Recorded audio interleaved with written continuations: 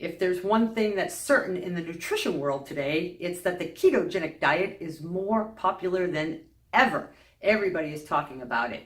Everyone asked me about it, and I promised to do a video on it, so here it is, because people are asking, should I be doing the ketogenic diet to lose weight? Does it really burn fat? What are the advantages of this? Is it harmful? And all kinds of questions. So today I am going to talk about the ketogenic diet, what it is, does it work, and help you decide whether or not you should be doing it. If you watch this video in its entirety, I promise you, you will learn more than you know now about the ketogenic diet, and particularly what happens in your body when you're in ketosis.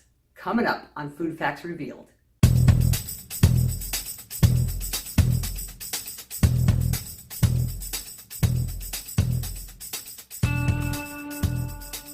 Hi everybody, I'm Laura Catterett, Master of Science in Human Nutrition and host of Food Facts Revealed, where we help you separate the fact from fiction in the world of nutrition. The ketogenic diet, that's what we'll be talking about today. And again, there's good reason why a lot of people are talking about it, and a lot of people want to know if they should do it. Right now we have a population where 70% of the people are either overweight or obese, and these people are looking for serious permanent solutions to their weight problems.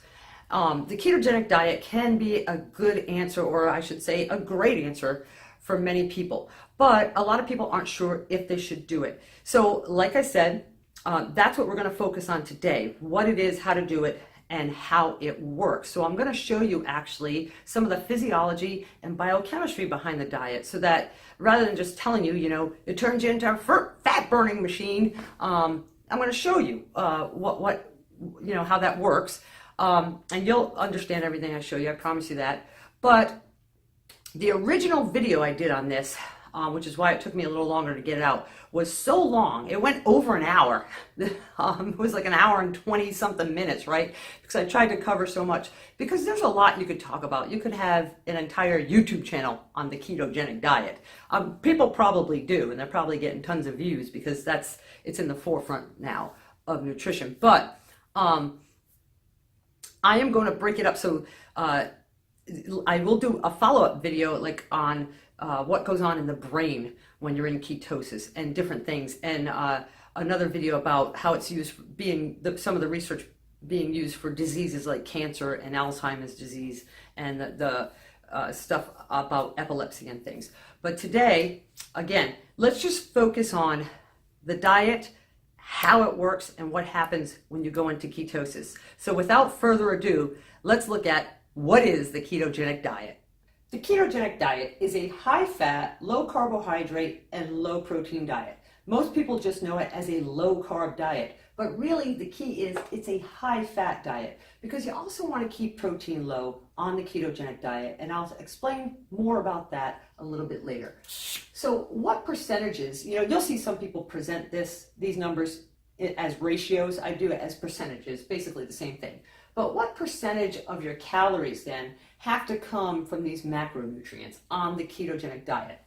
Well, generally, the fat content of the diet is at least 70%.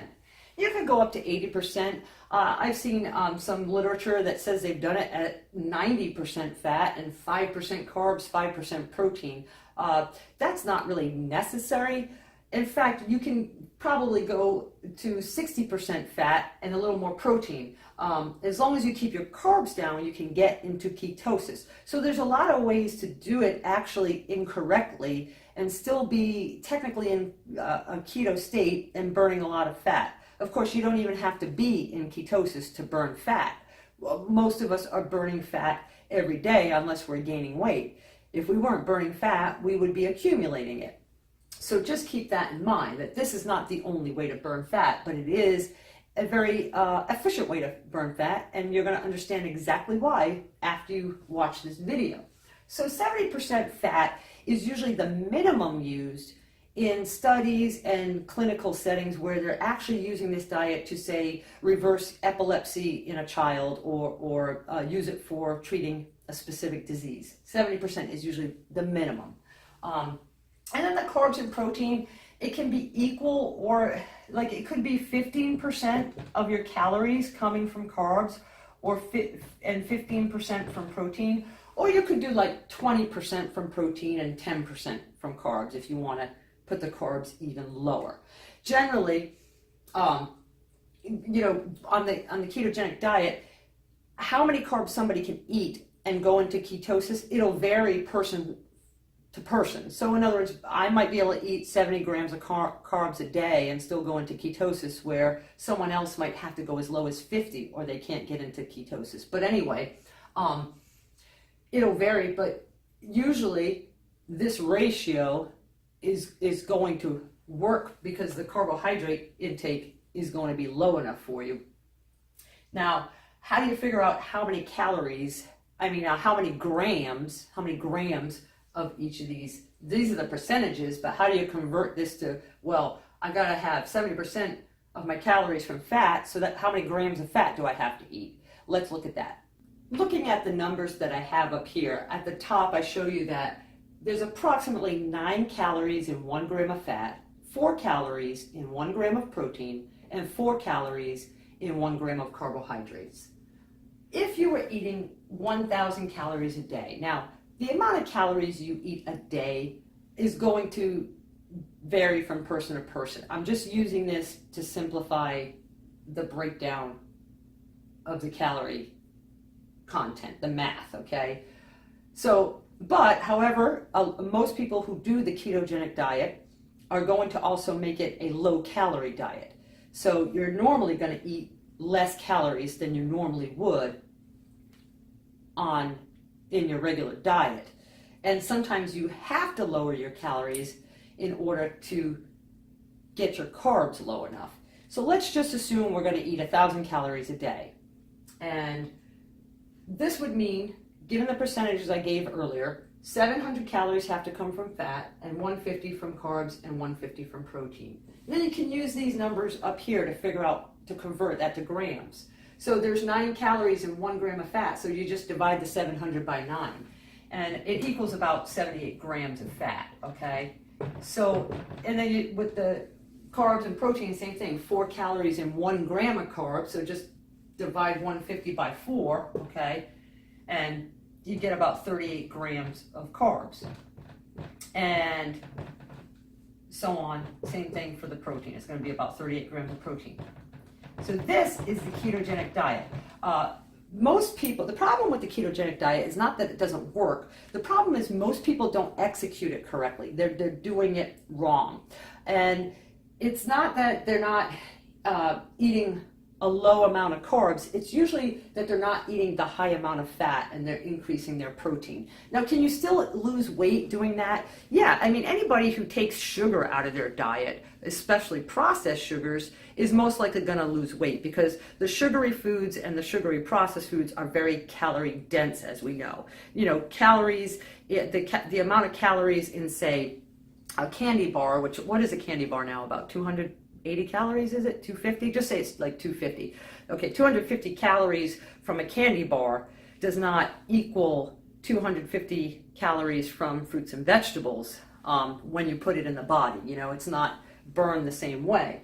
So the candy bar is more than likely, a lot of that energy from that candy bar is going to be stored, where the fruits and vegetables will be quickly burned and utilized for metabolic processes because of the higher thermogenic value of the food. But the thing is, with keto, you do want the high fat, the low carb, and the low protein to do it correctly and to get the fat burning at its most efficient rate, so to speak. Now, the other problem people have on this diet is the quality of the foods they eat. Even when they start eating the high fat diet, a lot of times these fats are coming from processed food sources. So you really want to be careful of this, because keto is all about getting healthy fats into the body that can be converted quickly to ketone bodies. Because ketone bodies are what you need to use for fuel for your brain while you're doing this diet. So while you can eat unhealthy fats and still get yourself into ketosis, it's not a good idea. Some of your fats are going to come from your protein sources. So, for example, eating fish on this diet, which has a high amount of protein, But you could find fish that would fall within your range, one serving of fish, there's virtually no carbs in fish, but it's got good fat content. Now those are mostly polyunsaturated fats, the omega-3s, which is okay, but the fat you really want to eat the most of on this diet is the medium chain triglycerides. Medium chain triglycerides are converted very quickly to ketone bodies inside your body. So that's why they are the preferred fat on this diet. It's not the only fat you have to eat. You can do olive oil, and like I said, healthy sources of protein that also have fat. And when I say healthy sources of protein, you don't have to necessarily do grass-fed or pastured meats. Yes, those meats will be better. The nutritional content of those meats far surpasses the industrialized raised animals, because those meats from animals raised on pasture have a higher antioxidant content, better quality of saturated and polyunsaturated fats, okay? It's different, but you don't have to. The key is to stay away from processed meats. A lot of people eat bacon on the ketogenic. Bacon. What is it about bacon that nobody can stay away from it, right? Look, bacon, if you have to eat it, if you're doing keto and you really want to eat bacon, I guess there's worse things you could eat, but unless it's coming from a farm and from pigs that have been raised on pasture or in forage or whatever, there's still the nitrate and nitrite content. Now you can get nitrite and nitrate free bacon now. It's actually pretty common, with people becoming more health conscious with the food. But even with that, it's still a processed food. Keep that in mind. The quality of the fat and the saturated fat is not like medium chain triglycerides from, say, coconut oil. So that's why coconut oil and avocado are major foods while executing this diet usually, because those are two foods that have a high content of very healthy medium chain triglycerides. And the other thing is, of course, your carb sources. So with your carbs, you want to get these from mostly vegetables. Usually people don't eat fruit on this diet only because the sugar content of fruit is rather high and you can surpass your carb restriction pretty quickly.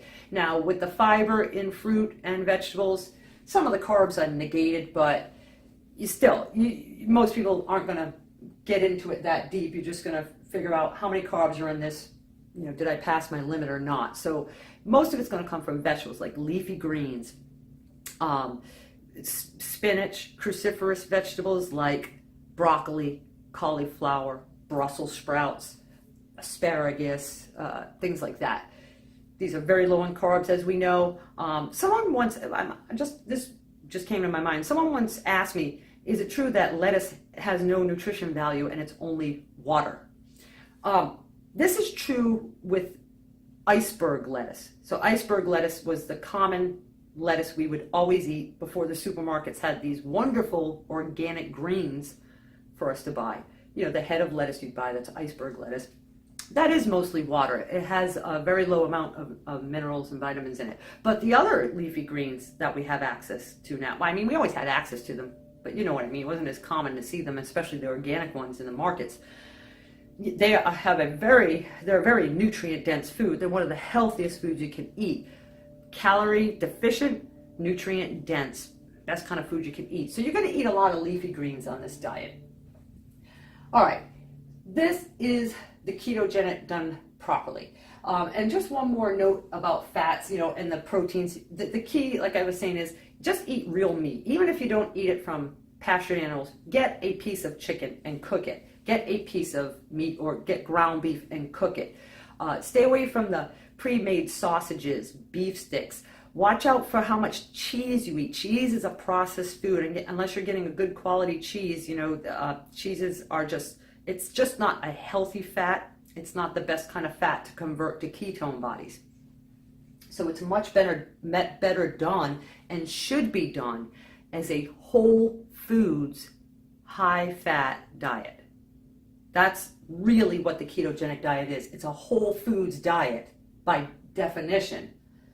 most Americans are not executing it as a whole foods diet. Why? Because it's difficult.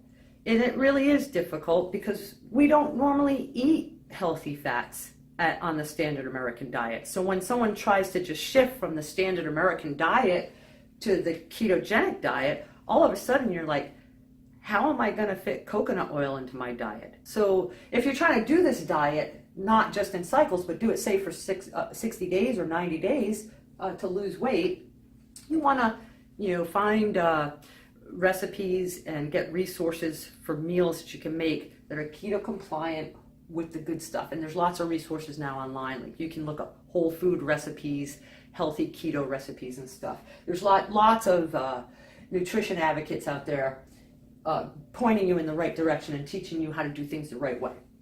Okay, so with that being said, that's what the ketogenic diet is. Now let's take a look at what happens when your body goes into ketosis and how you actually burn fats as energy and burn ketone bodies as fuel for the brain.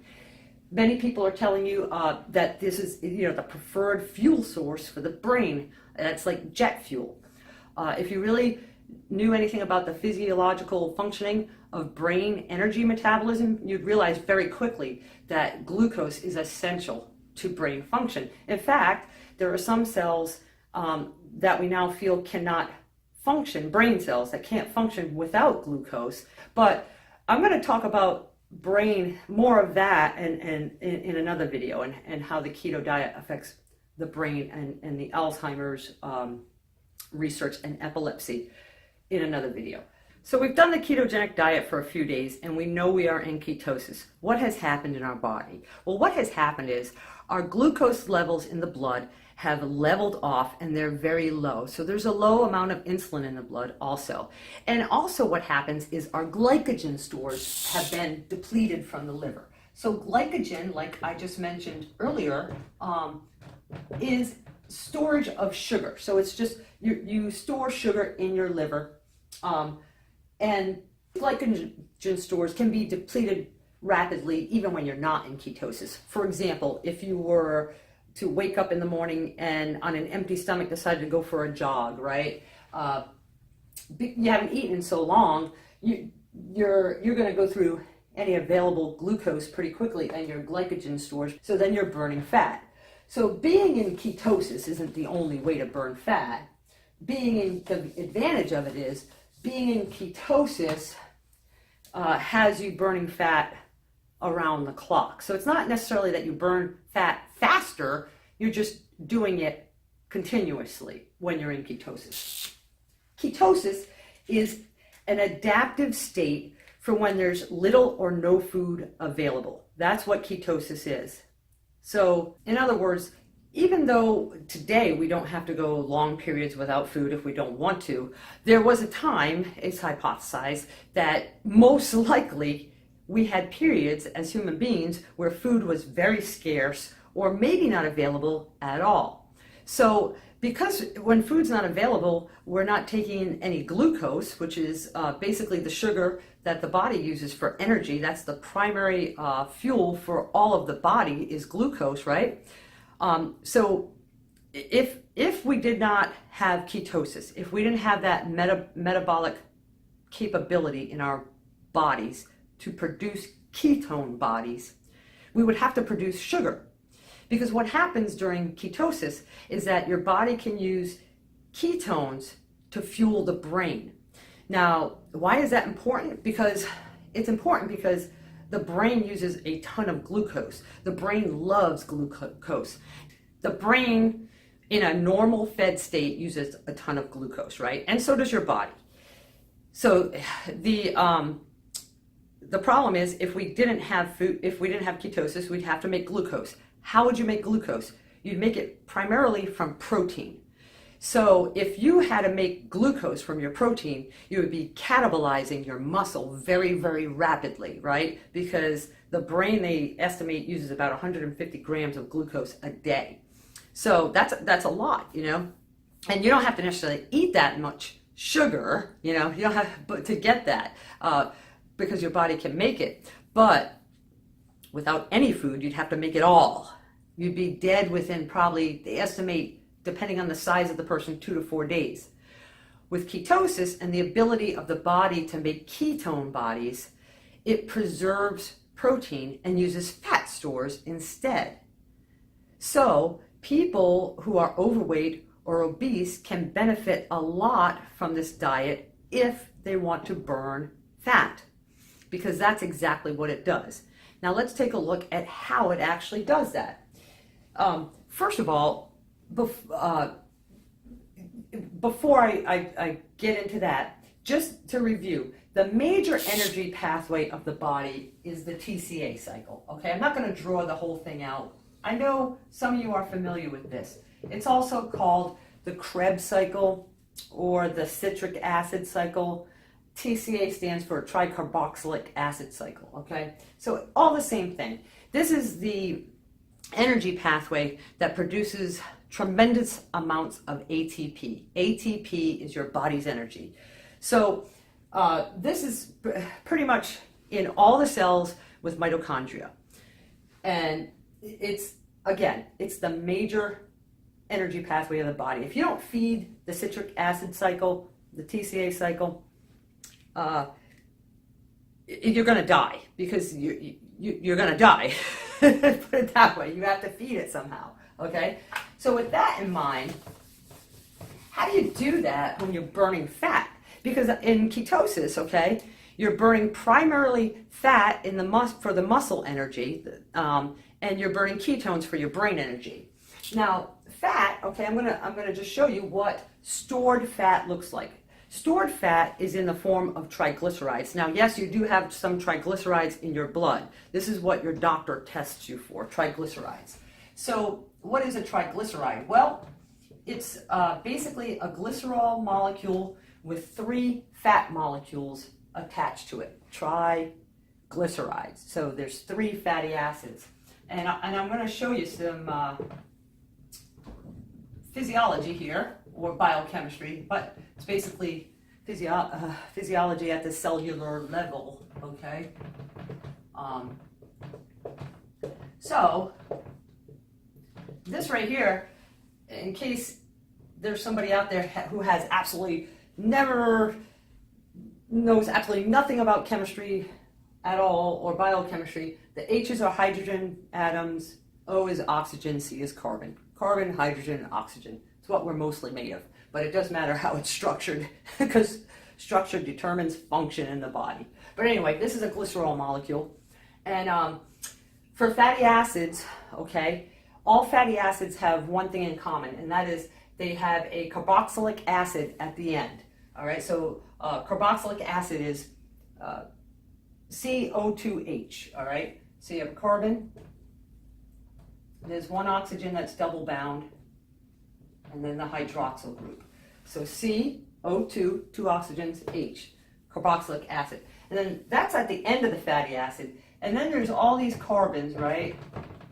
They can go on, they could be the chain, the fatty acid chain, could be 18 carbons long, 24 carbons long, 14 carbons long, 8 carbons long. So that's how you get the name long chain fatty acid, medium chain fatty acids, and short chain fatty acids, whatnot, okay?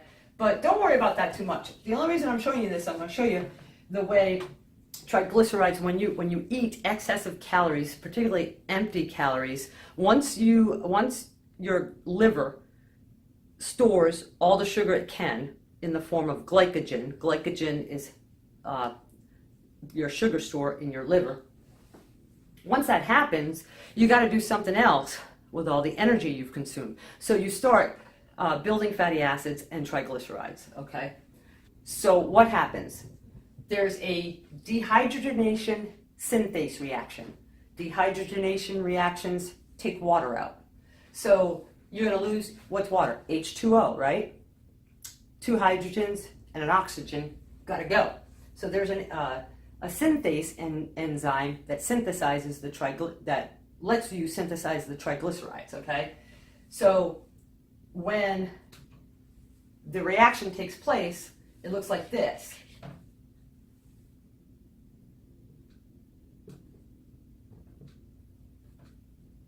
And that being a little picky there, but anyway, and that removed a hydrogen and a hydrogen here and an oxygen, right? Just moved it over. So like if I took out H2, two H's, and that O, and just move this over, it would look the same. You can see it would look the same. So that happens that when in the presence of the synthase enzyme, right, and you start building these, and it happens real fast. This happens all at lightning speeds in the body, you know. So there you go. And you can build triglycerides really fast and store them away. Where are they stored? Excess ones are stored in adipose tissue. Okay. What is good about this? What is so great that the body can synthesize triglycerides and store them in adipose tissue? They are very energy-dense molecules. So these molecules hold a lot of energy. It's stored energy for the body, just like glycogen is. But glycogen is sugar stores, and the liver can only hold so much. So really, in a time of ketosis, these babies are beautiful, because what happens is you've got these all assembled, right? There'd be 3 long fatty acids here, right, on the glycerol, and you got your triglycerides, and they're packing them in. Now, how many triglycerides a human being can store, we really don't know. We assume it's an unlimited amount, because to the best of our knowledge, it will never stop. And that is why people become overweight and obese and get larger, because these triglycerides are stored in the fat cells, which is the adipose tissue, okay? In the adipose tissue, the fat cells are. And so, unfortunately, we're not equipped with any kind of mechanism, like homeostatic mechanism, to stop that and somehow get rid of the fatty acid or triglycerides by just excreting them or you know, through urine or defecation, you know, so they will just keep building up, as we know. But when you're in ketosis, boom, the opposite happens. The reaction I just showed you, the dehydrogenase synthase reaction, can be reversed. So what happens? An enzyme comes in, a dehydrogenation, or not dehydrogenation. No, we don't do that again. A reaction, an enzyme comes in that performs hydrolysis. So you're going to hydrolyze it, add water, okay? So the enzyme breaks the bond, and puts the water, takes water. So water and that enzyme creates the reaction. The bond is broken. This gets the HO back, and this gets the hydrogen back also. Okay, so the water comes back. So then what do you have? Well, then you have a glycerol molecule and a bunch of fatty acids. But it's not, it's really what we call free fatty acids now. So free fatty acids, we abbreviate it as FFA. You've got all these free those fatty acid chains. They're free. They're from the glycerol. They can be absorbed by your cells and used as energy all over the body. Your muscles are like, yee-haw, we've got fuel, because they're, you know, fatty acids produce lots of ATP. Why? Because when you metabolize them in the cell, they turn into acetyl-CoA. Now just bear with me here, okay? Bear with me here. It's about as complicated as we're going to get. Acetyl-CoA is a key substrate that feeds the citric acid cycle, the energy pathway. So you're breaking these fatty acids down in your muscle and tissue cells and pumping out acetyl-CoA and feeding your energy pathway. So you can use this for energy, but you can't use it in the brain. Why?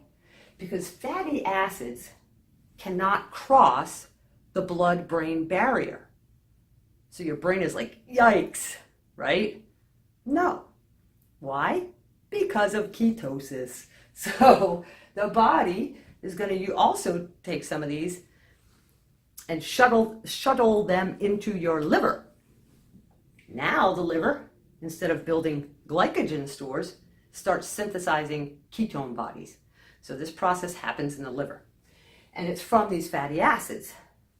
So you start manufacturing ketone bodies. They start rising in the blood. The level of ketone bodies in your blood starts rising. When you get to about, it's estimated at about 4 millimole per liter. Okay, that's the amount in your blood, 4 millimole per liter. When you get to that point, your body starts transporting them into your brain. And your brain can use the ketone bodies for fuel. And I'm going to talk about why that is in a minute. But just looking at this, you can see if you're in a state of ketosis, you are going to be definitely burning fat and losing weight. So here's the thing. Ketone bodies are actually toxic. They're toxic. Now, don't get me wrong. Think about what I'm saying. Oxygen can be toxic too if you have too much of it. So that's what the kind of toxicity I'm talking about. Ketone bodies are a very good thing in the right amount, but too much, they will kill you. So in other words, as you hit this 4 millimole, right?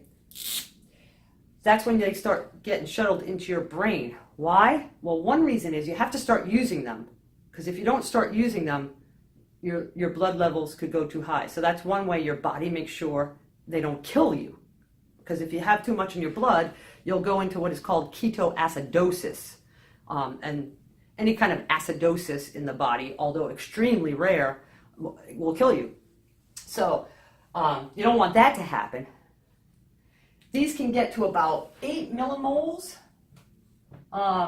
Some people, just because everybody's a little bit different genetically, maybe some people can't get that high. Maybe some people can go a little bit higher, right? But pretty much 10 millimoles is whoa. You know, you're not going to get that high. I don't think anyone can get to 10 millimoles. I think 8 is around the maximum. Don't quote me on that. I'm not like a ketosis specialist or anything, but just I've read enough research where that's pretty much around the number. So over 10 though, you're going to be screwed. So how, if here you are, right? You're not eating any carbs. You need to keep producing these things so that your brain has energy. And they're rising. How do we stop it? What happens in the body? Well, the way the body is signaled to chill out on the ketone production is by releasing insulin. So while ketosis lowers your blood sugar, lowers your insulin, and raises the level of ketone bodies in your blood, insulin is still critically important for the homeostatic mechanism that keeps you out of ketoacidosis. If it weren't for insulin, you would go into ketoacidosis and die. So this is how amazing the body is. There's homeostatic mechanisms for everything, right? Even our body temperature, right? It's amazing. So what happens is during ketosis, there's also a process called gluconeogenesis going on. And gluconeogenesis is the synthesis of glucose. That's what gluconeogenesis is. Gluconeogenesis is how the body produces sugar. Now, what do you make sugar from? Well, you remember earlier I showed you that the triglycerides are made of a glycerol molecule and all those fatty acids. One of the substrates that your body uses is the glycerol molecules. Some of them. Glycerol can be used for other things and is, but some of them can be used for gluconeogenesis. The other thing that has to be used to manufacture glucose is protein. And this is why the ketogenic diet is a low protein diet. Because if you eat too much protein on the ketogenic diet, gluconeogenesis is upregulated. It happens more. So ketosis is not just about the number of ketone in your bodies, even though that is very important. And I guess you could say the most important thing. If your ketone levels are high, you are going to be burning a lot of fat. But you also want to keep your insulin level low. So while insulin is critical for your survival, and so is the production of sugar, ironically, right? You know, in keto we think we don't want to be burning sugar, but you have to be. You have to be burning some sugar or you would die. And that's why sugar, glucose, now I'm not talking about processed sugar, I'm talking about glucose, the body's sugar, okay? Glucose is essential to life. If you had none of it and were burning none of it, if you were burning pure fat, in other words, you would be dead. It's impossible to burn pure fat. You would die. So you're not burning pure fat. But the whole process spares the protein, like I mentioned earlier in the video. You're not catabolizing so much protein that you're wasting away quickly. Instead, you're wasting away extremely slowly. How slowly? Well, if you ate nothing at all, and you're an average male, like a normal size male, most people can live close to 45 days without any food at all. Just water. You have to have water. You have to have water, okay? But because of ketosis and the ability to burn fat, you can survive longer. Now, this is important to know, not only so that people understand why it's a low protein diet and not just only low carb diet, but it's also important to realize why this diet is primarily used, or has been primarily used, for weight loss. Now we're finding out that being in ketosis can do a lot of other things for people in a diseased state. If you're a healthy person and you want to do ketosis for other reasons, like for brain function or things that are out there now that you might have read about, that's okay. Just keep in mind that if you do it with fasting, you are actually burning less fat than an overweight or obese person. There's estimates out there that an obese person in ketosis, 70% of their energy comes from fat, where a lean person, only about 38% comes from fat. Now, before you say no way or whatever, that, you know, understand this is the percent of the energy. It's not the percent of your fat that's being used. You know, it's so what, you know, you're making all the energy you need. 78% of that is being from fat. In an obese person, in a lean person, it's closer about 38%. But there's not a lot. I could not find a lot of studies where they estimated that. I really just found one, but it makes sense, you know, if you think about it. And the reason is fat in your body. One of the things that is made of fat in your body are your organs, like your liver, your pancreas. You know, your internal organs are largely made of fat. So you don't want to. Your body can't let you. If you're already lean, really, it makes sense. Your body might use a little bit more protein because you certainly don't want to be digging into the internal organs anytime soon, you know. And you got to remember, this is all just physiological and biochemical, you know, metabolic. It's all metabolic. Your body doesn't know if you start fasting, your body doesn't know you're gonna feed it again in 4 days. So it doesn't know that. It's just doing whatever it has to do. So when there's more fatty acids available, more of it's going to go for the energy. Now, the last thing I'm going to just talk about real quickly is what happens to the ketone bodies in the brain, all right? Now, before I mention this or talk about this, and it's just going to be brief and then we'll wrap it up, but the ketone bodies do different things to the metabolic energy pathways in the brain.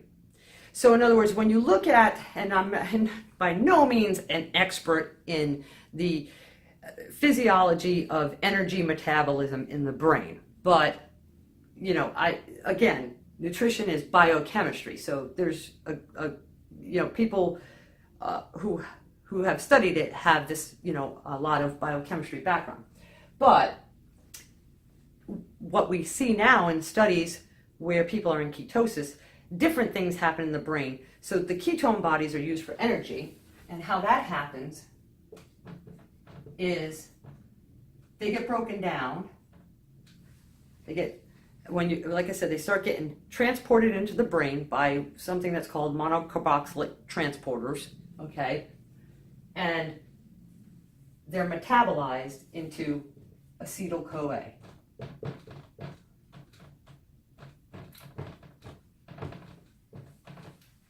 What happens to the acetyl-CoA? It is shuttled into the TCA cycle.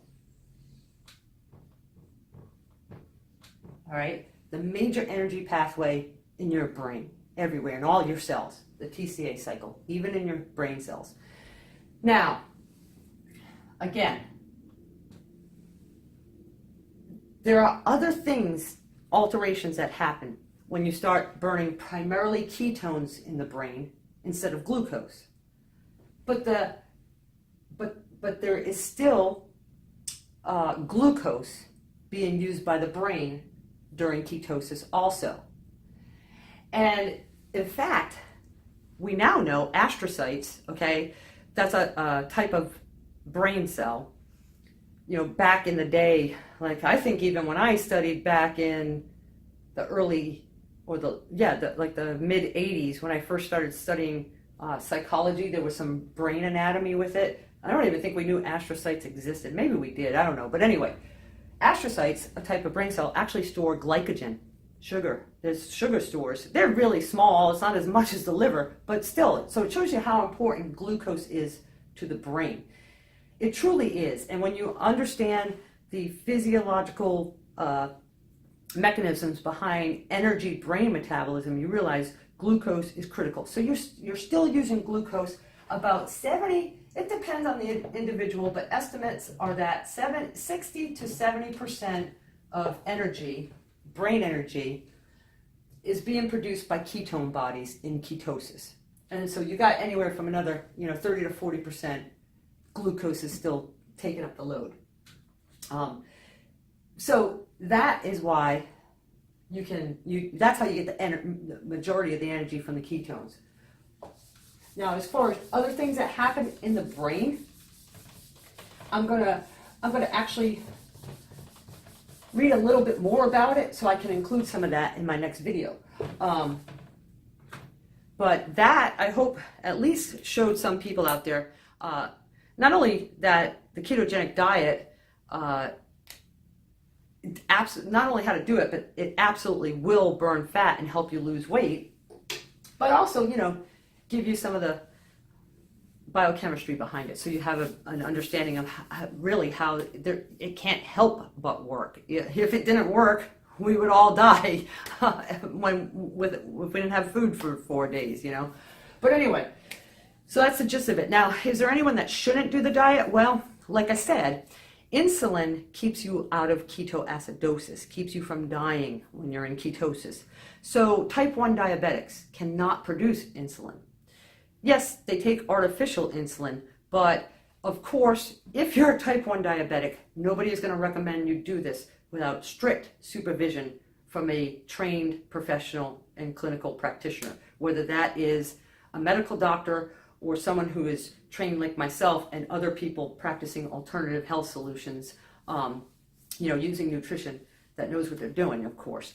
Who else might not want to do it? Well, there's lots of research that we have now on genetics, genes, right? So the big thing about the genetic research is that also relates largely to nutrition. So some of these genetic dispositions, everybody has their own unique genetic map. We don't like to say anyone has bad genes. Everybody's genes are a little bit different, and we all get what we get, Well, some people have a gene that makes them sensitive to saturated fat, so to speak. In other words, when these people eat saturated fat, it is known that they increase their risk for cardiovascular disease. Now, even though these fats on the ketogenic diet are healthy fats, okay, they are saturated fats, and whether or not someone with that genetic disposition should practice the ketogenic diet long-term or frequently, some people, common sense would tell you probably not, probably not, and maybe even not short-term. That's not everybody has this genetic disposition. How can you find out? You can do genetic testing. You can have like 23andMe and those ancestry genetic tests. They actually offer testing for your medical SNPs. They call them SNPs, single nucleotide polymorphisms. So you can find that out. And even if you did have that, the thing about the ketogenic diet is it's showing to be heart healthy in the majority of people, as far as lowering cholesterol and lowering blood pressure. Now, atherosclerotic plaques are different. They don't just disappear because you're on the ketogenic diet. It'd be nice if it worked that way, but that's not how it disappears. So with the people with this specific gene, that could be an issue because it has to do with plaque. It has to do with the type of lipoproteins that they make, which is your cholesterol. LDL is low density lipoprotein, HDL high density lipoprotein. So the cholesterol is carrying lipoproteins, and certain ones are more susceptible to getting in between the layer of the arterial wall. That's how plaques build up.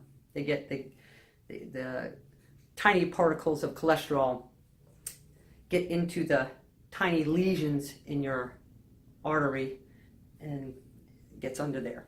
So anyway, I'm not going to talk about that right now, but I always go off on a tangent, sorry. So who else might not want to do this? Well, if you have tried to lose weight before and you're the type of person that I lose weight, but then I gain it back, I lose weight, the yo-yo effect, in other words, that's questionable too. People say, well, is this going to have a yo-yo effect? Honestly, for weight loss purposes, it might. During the ketogenic diet, your cravings for carbohydrates will go drastically down and probably completely disappear.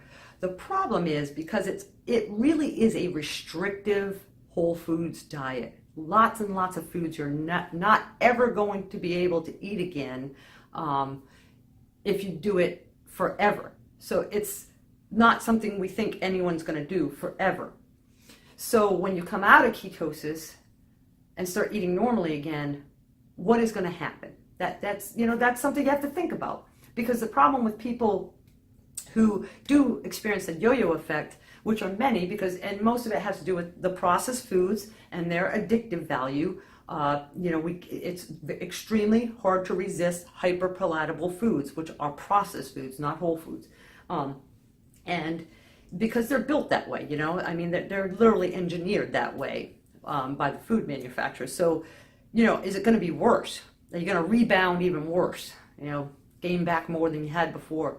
Those are hard questions to answer, but those are the things you have to think about. It's not whether or not does keto work or not work. Keto definitely works. Keto is a healthy diet. It has a lot of benefits. Is it right for you? Hopefully, I helped you decide that for yourself. And as always, if anyone wants to contact me with questions, feel free to do so. And I hope if anyone got anything out of this video, that you'll consider subscribing to the channel, or maybe even liking, sharing the video with your friends. And I think that's going to be it for now. I'll wrap it up. Until next time, love yourself enough to eat whole foods. Eat real food.